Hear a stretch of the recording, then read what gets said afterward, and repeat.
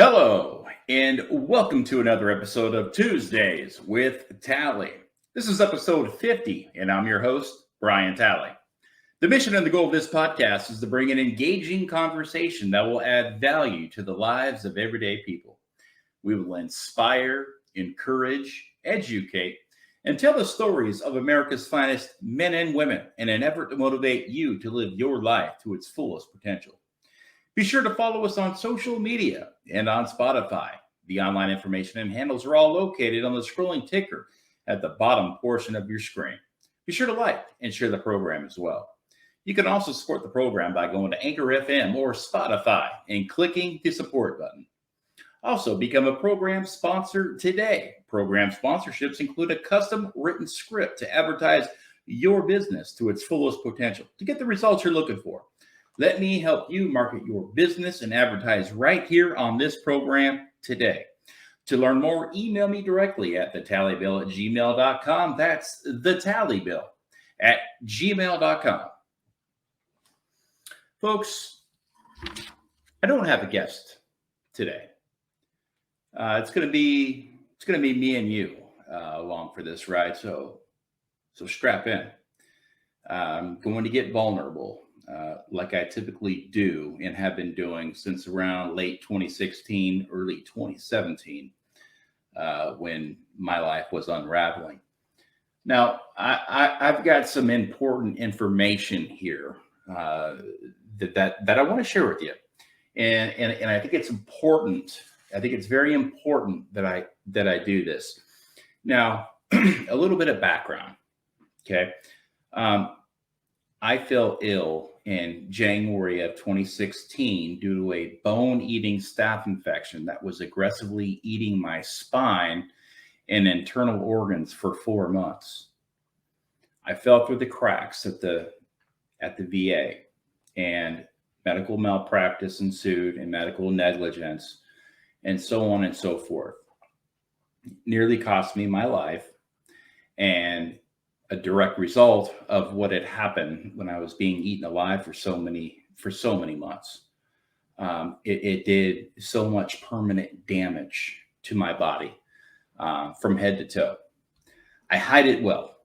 I have worked very hard over the years on my diet, on exercising, on taking my medications regularly and as prescribed, doing everything I can to improve my quality of life. Now that hasn't come easy. It's a hard walk. It's a very hard walk to take, especially when you lived in a chair for years, all of 2016, all of 2017, all of 2018, all of 2019, a life of anxiety and depression and self-isolation, pain, suffering, the pain, the physical pain, the mental pain, the emotional pain, the trauma of being eaten alive and having so much taken away from you and having so many things now medically that you can't do anymore. And it's tough and it's difficult, especially being an alpha-centric male, an alpha male, a Marine, a father, a husband, a provider, a business owner, and all that's gone one day, except for my family, of course. But what I'm trying to say there is that the providing for my family went away, and I was a guy who worked very hard, and I loved what I did, and when that was taken away because of my health, it hurt. It put me in a position of, again, mental and emotional trauma. And I had to pull myself out. And part of how I got to that process of pulling myself out was that the VA had completely denied my claim against them for the medical malpractice because of a 74-year VA legal loophole that so many thousands and thousands of veterans have fallen victim to, them and their families for generations. And one day I was sitting in my chair. I went to my bathtub. I knelt over it. I filled that sucker up with tears. I put it all into God's hands and said, protect me, guide me, inspire me, encourage me, and educate me, because I am going to take on the federal government and the Department of Veterans Affairs to change a law. I'm going to change a law. And I couldn't, I had to do it on my own because I didn't have a congressman, because my congressman was indicted on federal charges and forced out of Congress. So here I was, a broken man, a broken spirited man who was on the verge of losing everything. Had to form his own online legislative team and to do the work, to do the hard work, to do the groundwork, to get these bills behind me passed, and to take care of 20 million American veterans, and to give them the rights and the protections that they deserve once they have fallen victim to VA medical malpractice. So that's a little bit of background. In 2019, I started to get 1% better every single day. And I've continued that route now all the way up until October the 4th of 2022, which is today.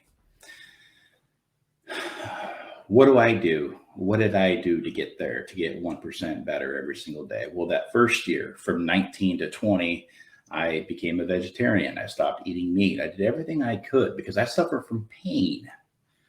Physical pain like you have no idea, pain of the remnants that were left because of this infection that did a slew of damage to my body. Like I said, imagine being eaten alive for one day and then times that by 4 months. And, you've got a spine that looks like it's been moth eaten, oozing with inflammation, severe neck and problems, and lower back problems, and T-spine problems, and bladder problems, kidney problems, renal function. I mean, you talk about, having severe nerve damage, and that's all very painful stuff. So I changed my diet, and unfortunately, when I was sitting in this chair for so long, I gained weight. I was over 300 pounds. I was like 305 pounds. So I began that. And the reason why I had to do that whole vegetarian thing is because, look, I couldn't go out and run and lift and do all that stuff anymore to lose the weight. So I had to do it in the kitchen. I had to limit my meals. I had to limit my calorie intake. I had to limit my sugar. But that was hard because there was so much emotional eating. You're sitting in a chair. You're like, hey, give me the chips, give me the pie, give me the ice cream, because it's feel good food. But I had to stop that because my kids were watching me, and I had to set an example. Plus, I was also working for the betterment of the veteran community, put an end to this egregious loophole, again, that has destroyed the lives of veterans and their families for generations. So I had to mentally prepare myself and to begin to get that 1% better, because I had to, if I was going to go out and talk the talk, I had to walk the walk. And that's what I had to learn how to do over again after years of literally living a life of depression and an anxiety-riddled body that did nothing except for come out on the weekends to go cheer my kids on in their sports. And those were my two favorite days of the week. And once it was over, I was right back in my chair. And living life like that is no fun for years. So the whole 1% better, that's what I started to do. It started in the kitchen. It started with intermittent fasting. Started eating only one time a day. I was reducing the foods that cause inflammation in my body, doing everything I could to take away the pain, doing everything I could to take away the physical pain, doing everything I could to help relieve my anxiety and my depression and everything else that comes along with like going through traumatic type events.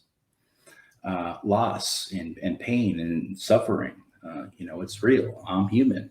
And, humans are, we have feelings, and, we have emotions, and we have vulnerabilities. And some people don't like to talk about it. I was one of those guys too. Again, alpha centric, alpha male, Marine, tough guy. Don't want to talk about it. Well, you got to, because that's the only way you're going to help yourself and help others with their walk that we call life. And it's challenging. It's hard. It's not easy. But it needs to be done. And only you can save you, right? Only you can save you. The reason for this podcast that I'm doing here today is because I just had another surgery on my spine. This was some C-spine surgery through the neurosurgeon department at the VA here in Houston.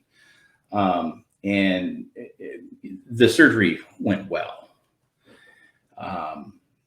The doctor told me the only reason why we're going to operate on you is strictly because we need to prevent you from being paralyzed.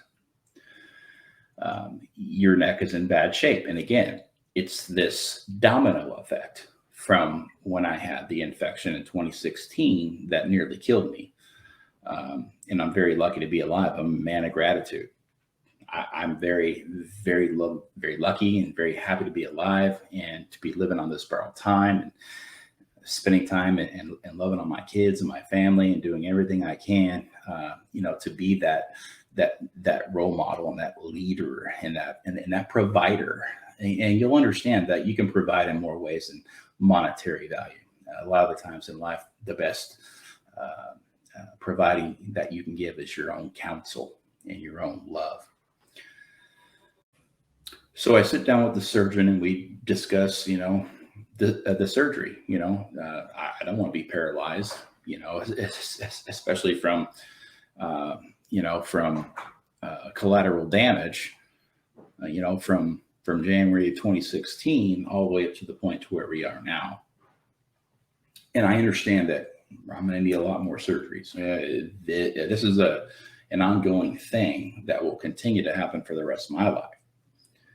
And I'm okay with that because that's the hand I was dealt, and I'm living with that, and I'm cool with it.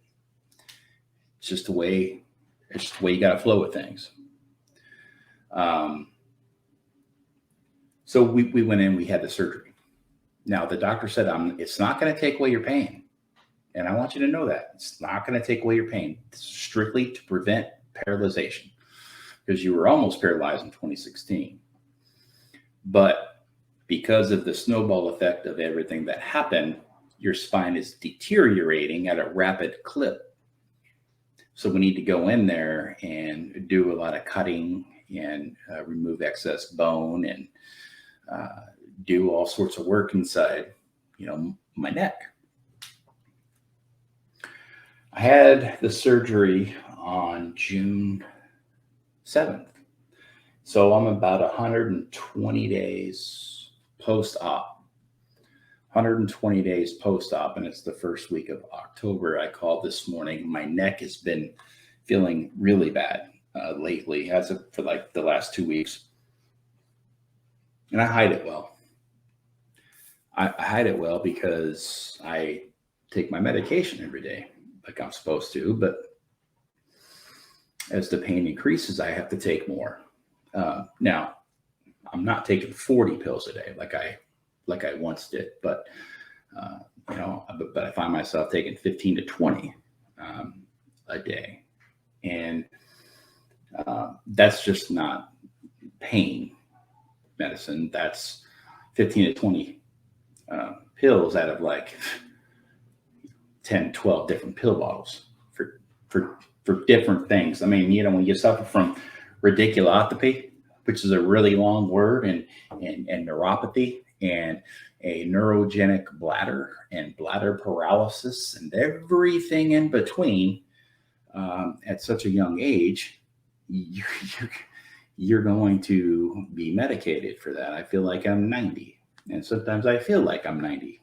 When I go to my doctor's appointments, I hang out with World War II veterans. And they say, so did you take your great grandpa here? And I say, no, I'm here for me. And they just can't believe that a guy this young is already going through a lot of those stages, that they're in there for. Whether it's for being able to go to the bathroom, or not peeing your pants, just having all the neurological problems from here all the way down to my feet. The nerves, your spine is your life. That is your lifeline. And when you damage your spine, it affects everything. It affects everything. And, like I said, I'm doing everything I can to live a life of gratitude, as live the life, the best version, of myself that I possibly can. But like I said, I've been having a lot of neck pain. So I called the VA this morning, and I said, I need to get in to see the neurosurgeon, because the pain I'm experiencing is a lot different than the pain I experienced prior to my surgery. And it feels like I've got some very serious bone on bone or metal screw. There's something isn't right. I lay down and my neck, I can't sleep. So I have to take more pills. My body needs rest, so I take more pills. And to the point to where it's like, man, it's hard to function. But you stay motivated. You live this. You at times need to put on this happy face, go out there and face the world, face life. And I have noticed one thing about pain. It's a lot easier to manage when you're happy. And I'm happy. I truly am. I just suffer from pain. I suffer from severe anxiety and great bouts of depression. I'm normal. I'm human. It happens. But it's how you manage it, that will ultimately define who you are. And, I'm doing everything I can. I'm doing the best I can to be that great husband, father, provider, counselor, leader that I can be. So I push myself. I push myself harder than anybody could ever push me. I'm harder on myself than anybody I've ever known, because of the life challenges and struggles I've been through. And I know where I want to go. And it's going to be a lot of hard work to get there, but I'm willing to put in the work to get there. And I've already proven that publicly for years, that I'm willing to put in the hard work. But I want to share something with you. I called the VA today, and they can't get me in until January 8th.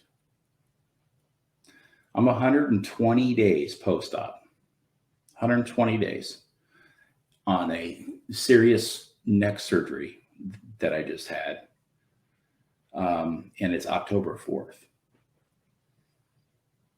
November, December, January. So they want me to wait 90 days before I can get in and see somebody about the problems I got going on in my neck, and the severity of the pain and the stiffness of my neck, and how the neck, there's something going on to where it's more like sometimes it's cognitive, sometimes it's, it controls the bladder, sometimes it controls a lot of different themes, your hands, your arms, your legs, your sciatic nerves, cramps in your feet, cramps in your legs and your hands, you name it. And, it's serious.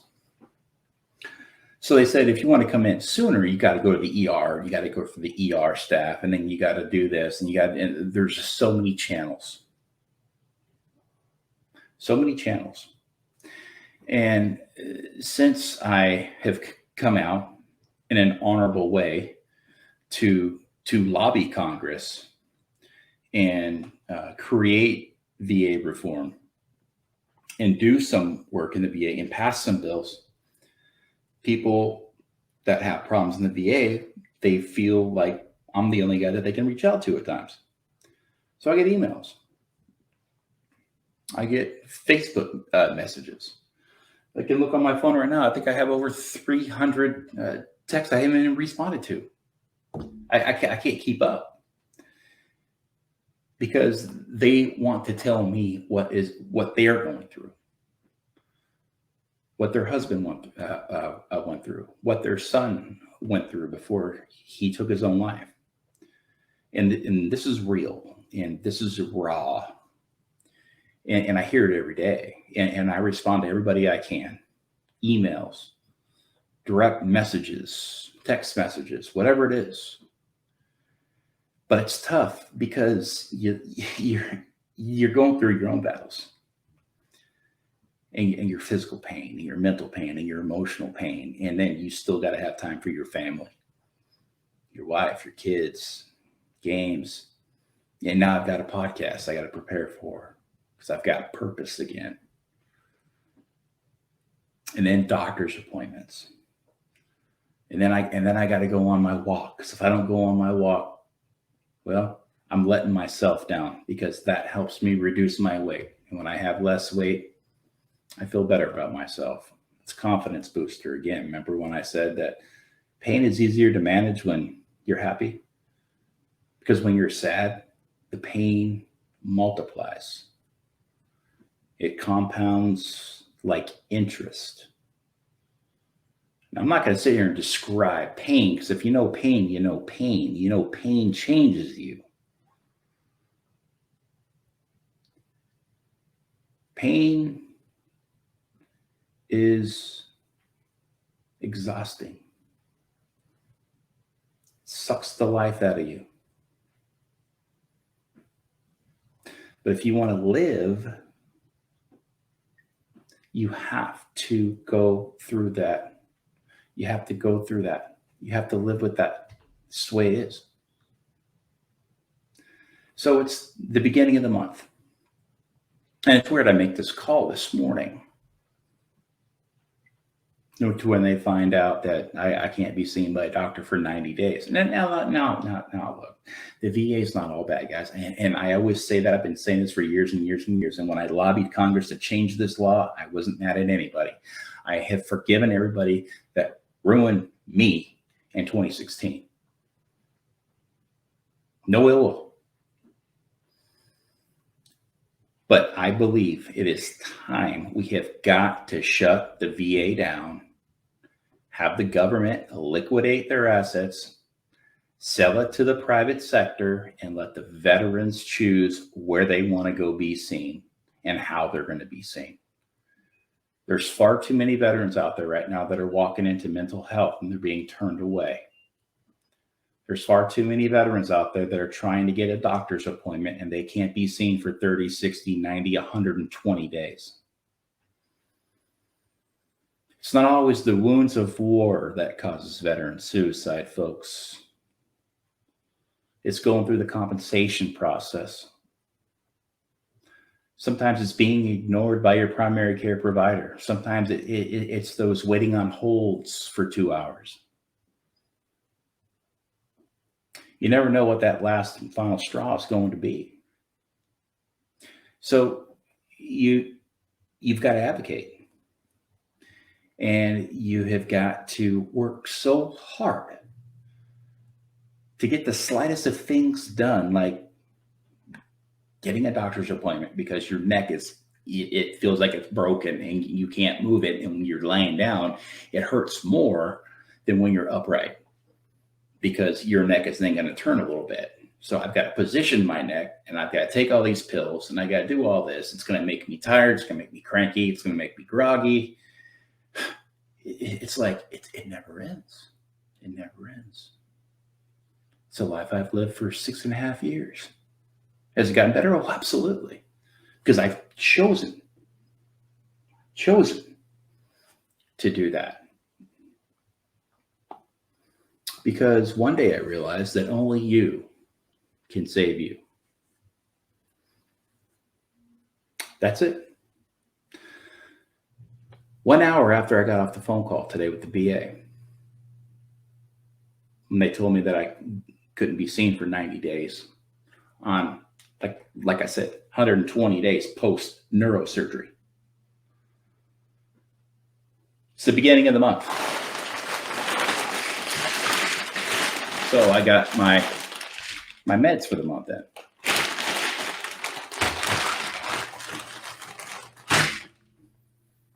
Haven't opened it yet, so let me do that. I want to share this with you guys because I've never done this before. And I think it's important.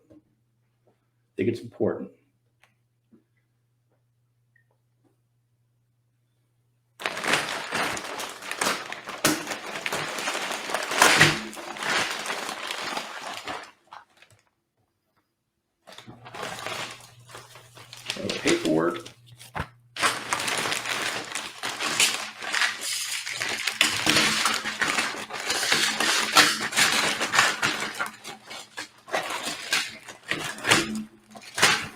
I don't know.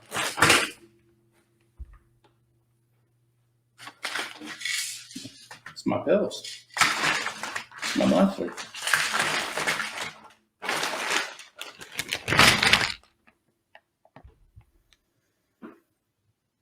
Folks, sometimes in this life, you're not going to have the opportunity to have life go your way. You're going to be throwing curveballs. They're gonna throw pills at you. They're going to tell you, you can't be seen. We don't have time. We're too busy. We're already double booked. And I've learned how to advocate for myself very strongly, especially after what happened in January 2016.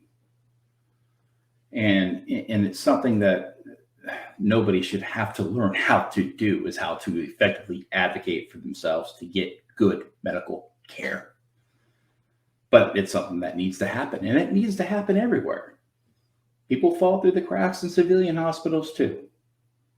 It's not just the VA, it's everywhere. Doctor shortages, nurse shortages.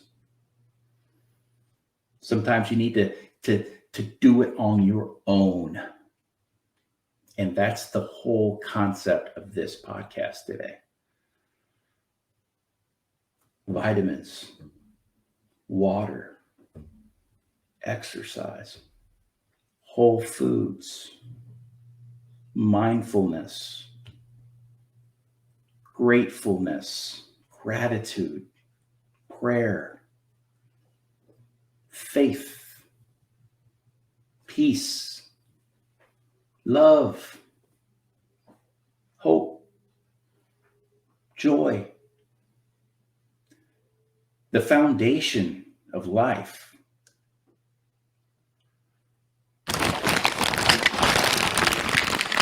And sometimes you have got to live a life where your wife is the one in charge of filling your pill trays every single month.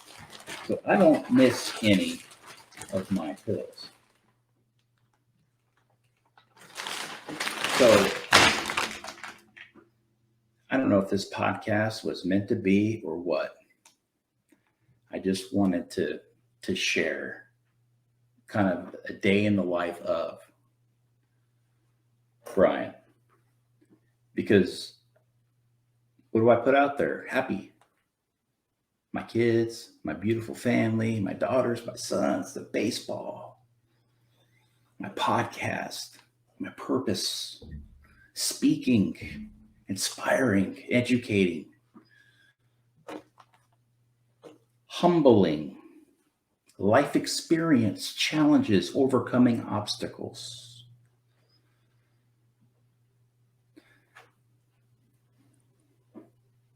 Can't judge a book by its cover. Brian, you look great. Thank you. I work hard at it. Well, how do you do it? Well, I eat once a day. Sometimes I don't eat for 40 hours, 30. You got to starve the body. Got to get into that intermittent fasting. You got to get into where you're recycling your old cells and you're trying to replenish new ones, the autophagy, the science behind it. Then the walks. I'll start my walks limping for the first 3 blocks until I completely tell myself to stop limping because you're weak. And then I forget about it, and then I walk. Not fast, but walk. And then I'll get to the point again where I've got to limp. But I've got goals. Set goals. I've got to get my steps in every day. And I hold myself accountable to that. I hold myself accountable to everything.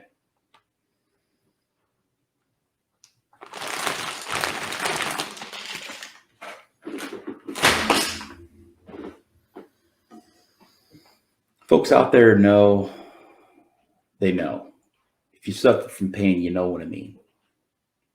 You know what I mean. And this isn't epitome talk at all. Not at all. This is just expressing that in the veteran community, in the VA itself, that if there's not enough doctors or nurses, there needs to be other choices for veterans. And there has to be other ways to try to help guys like me, because there's millions of me out there. And that's what they do. They just send you the pills. And albeit I have a lot more than the average Joe because of the trauma my body has been through and continues to go through.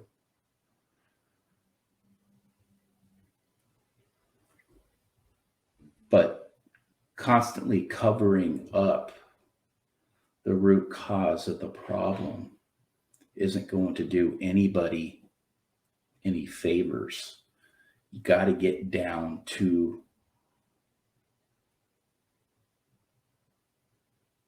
why. Masking it, putting a Band-Aid over something is just going to prolong the problem. But getting down to the root cause of the problem and trying to fix it there is where a lot of us veterans need the most help in. Throwing the pills is easy. It's profitable. But could you imagine if the VA actually closed its doors and they liquidated everything, they sold everything off, all their assets to the private sector? We'd be able to buy down a lot of our debt, put our country back on the fast track to recovery. I don't know. I'm not an economic guy. I'm just a regular Joe. I don't know if that's even possible, but it's thought. It's a thought, right? But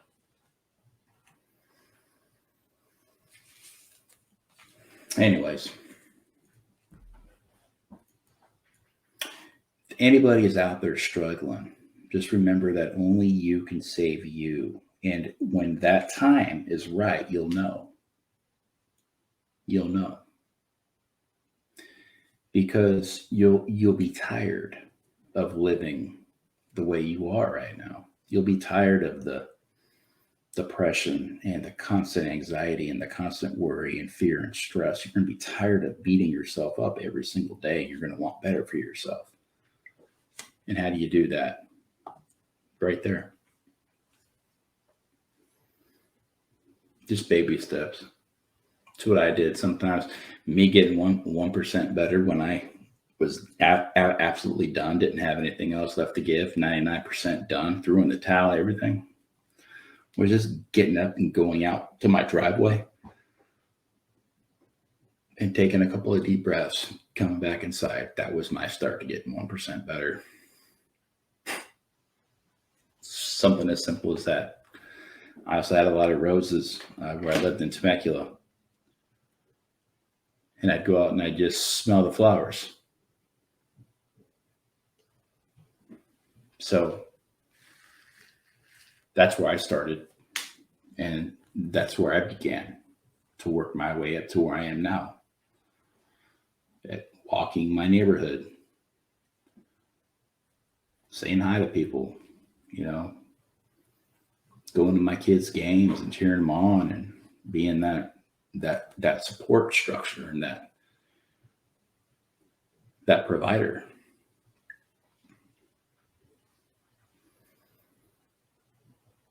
So if anybody out there is ever going through your struggle, don't be shy.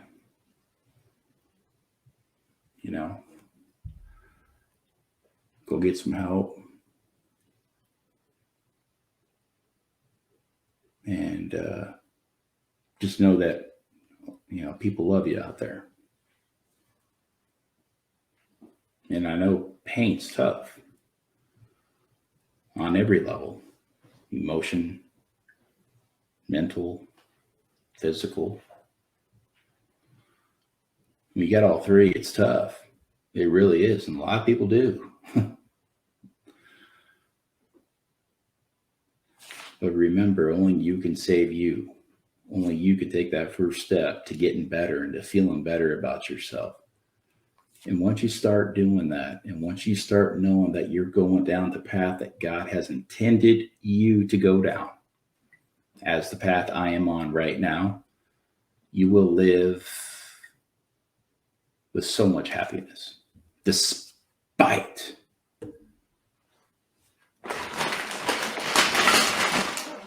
this, my monthly delivery. Despite this,